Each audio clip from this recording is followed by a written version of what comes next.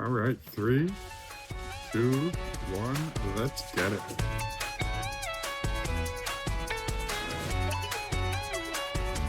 I'm getting to the point where when I hear this music, it does feel like my show is on, which is good. Consistency is good. I think this is our theme for the foreseeable future. Welcome into the Just for Funcast. If you know me and you've been here, welcome back. If it's your first time here, welcome in. Trying something a little different today. Trying to record a podcast and make a YouTube video at the same time. So I've got my hands full. If you're watching the YouTube video, thank you. Obviously, I'm going to seem pretty distracted first time running through it. And if you're listening to the podcast, like usual, awesome. If I'm slightly distracted in an inverse way, well, so be it. We are building. The bricks are in place here at the podcast. And so thanks for jumping in. Let's talk about it. I was on my way home today, ready to talk about Survivor 50. Super excited about the Survivor 50 finale. Wanted to do kind of a full episode covering everything going on in and around the finale of season 50. And I get home, and if you've been following the YouTube channel, you know I've been kind of collecting cards as a hobby. I've been talking about wanting a hobby for a while, and my friend from back home, Mike, had kind of hooked me up with card collecting, and I come home and there's a package on the desk in the offices of the Just for Fun cast, and sure enough, I had bought a couple cards off of Mike online about a week ago just for fun. It was like $3 or $4 worth, right? But just seeing the process, seeing how you do that, and I think he sent me today a bit of an amuse-bouche, if you will. It's not the cards I paid for, but I think this is Mike's little. I know my friend very well, and I think he sent me a little teaser. So, needless to say, I'm like super excited. I haven't opened this package of cards yet, and I took a little peek because I thought it was the cards that I ordered and paid for, and I think what Mike did was send a little appetizer in the mail. So we're gonna put most of the Survivor 50 stuff on hold for right now, but we'll talk about it a little bit. You know me, I'm not gonna shut up until I get it all off my chest. So we'll probably talk about that at the end of the podcast. And if you're watching the YouTube video too, I'd like to discuss the elephant in the room, the New York Knicks hat, which is a little bit out of character for a Boston Celtics fan. But we're here after game 3 of the Eastern Conference Finals, and the Knicks look like the best team I've ever seen them have in my lifetime. Better any of the Ewing, Starks, Allen Houston teams. And this hat was a gift from my father-in-law when he came to visit. They live in the New York, New Jersey area. And so it was thoughtful. You know, we've never really talked sports and stuff. So I think he knows I'm a basketball fan and he recognized the Knicks. And so there we are. A little shout out to them, little shout out to him tonight. It feels a little strange. I don't think wearing a Knicks hat is the same as like if I were to wear a Yankee or, you know, I think the Yankees would be the worst. I couldn't wear a Dodgers, gear at this point either. So that's where we're at, and that's why we're wearing this this nice New York Knicks hat. Jalen Brunson and company looking fantastic. And I have been saying I wish, I don't want to be that person, but I've been telling my wife in private for the past year and a half how much I love the Spurs and the Knicks teams, and I think they're just young and fantastic. So I would love that to be the finals, and then I guess we're doing a basketball segment, but the Thunder look great too, and if they could just stay on their feet, it would be watchable. But other than that, yeah, that's a basketball minute. So I got some baseball cards here. I think they're baseball cards. They might be multi-sport cards. I just took them out of the little sleeve that Mike sent, and I can see the top card. I can only see the top card here, and I think this is fun. I'm excited. I haven't had a little treat like this in a while, so I'm going to fire down a little bit of Diet Coke here, and we'll get going.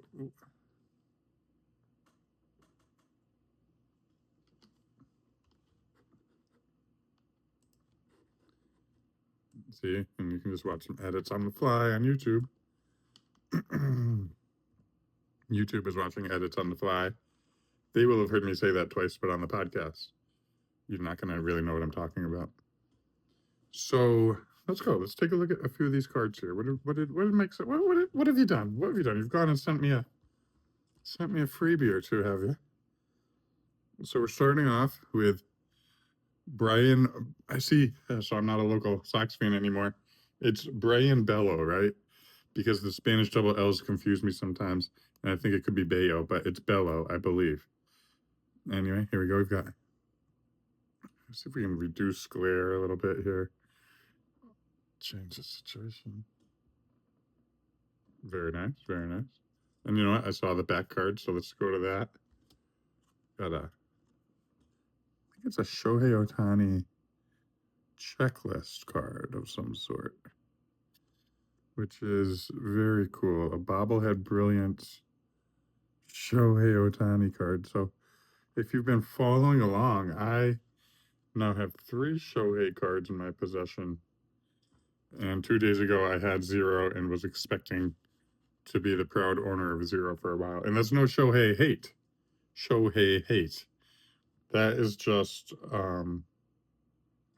we've had the mix up with the other guy that I bought some cards off of, and then Mike sending, I don't know if you'd call that a Shohei card. It looks like a kind of an insert promo, but let's keep going. We've got, oh, I love this. We got a shiny Nick Kurtz for the, what do they call themselves now? Sacramento A's, San Antonio A's, Shelbyville, what is it? Nick Kurtz. The A's are in town in San Diego this weekend. I was thinking about taking Lily.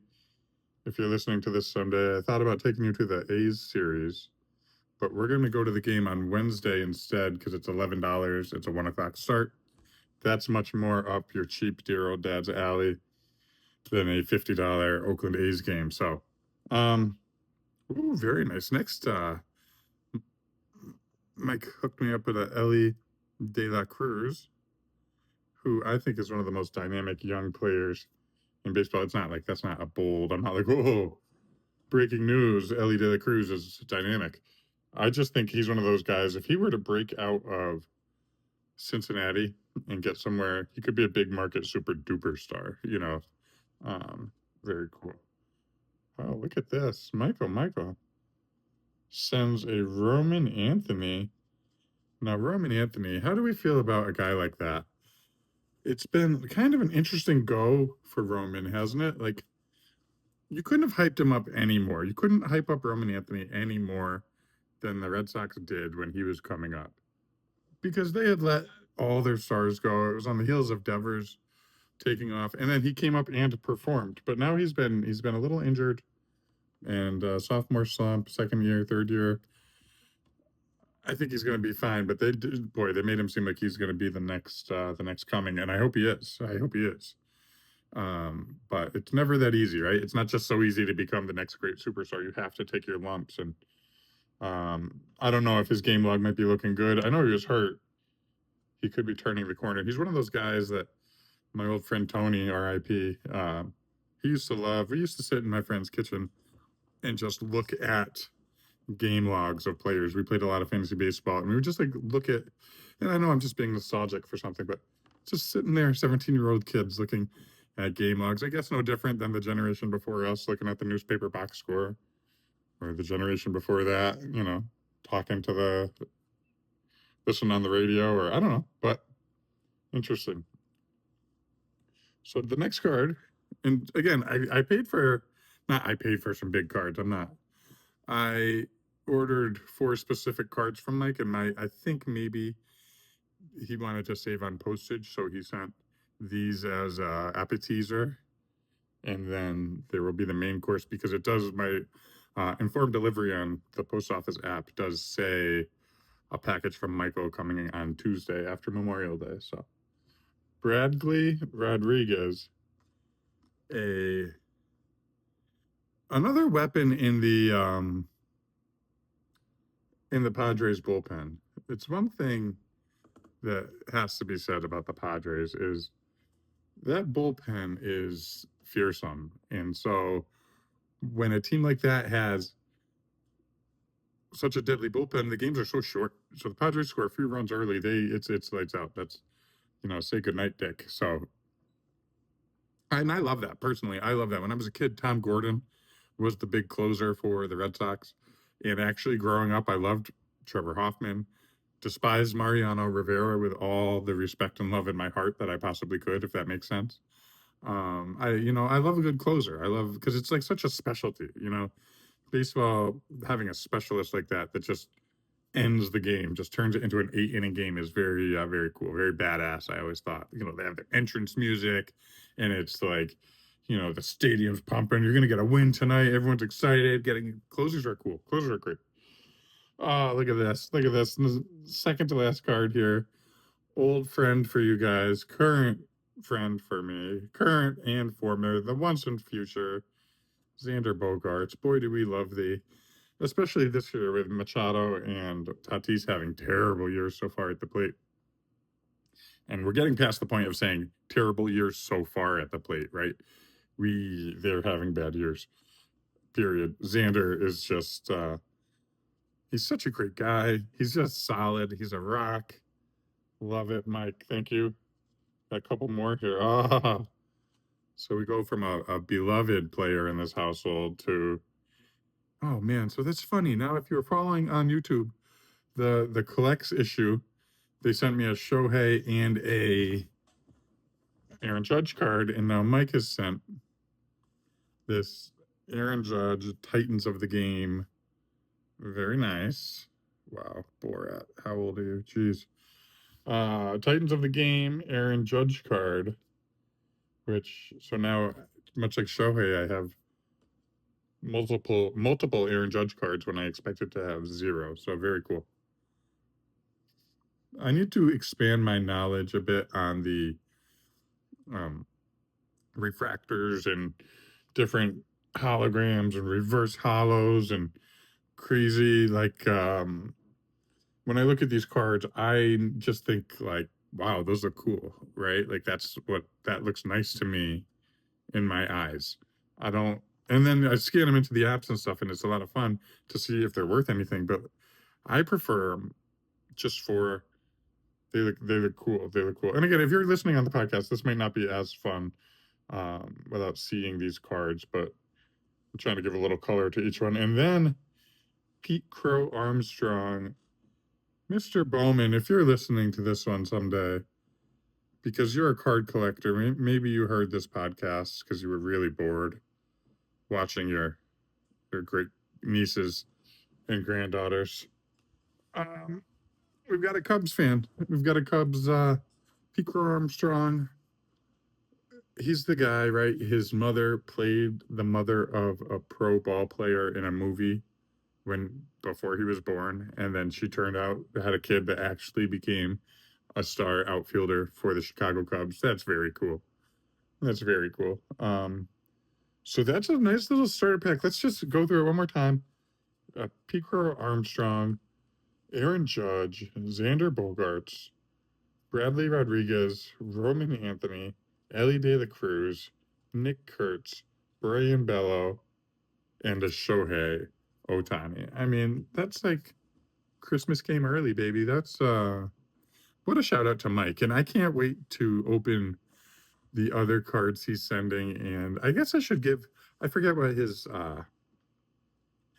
handle is on collects, but Mike is a great salesman, great guy, and I can't wait. I'm going to be going back his way in a couple months and to check out his cards in person and his collection. So, what do you guys think when you do, if you're a card collector listening to this one?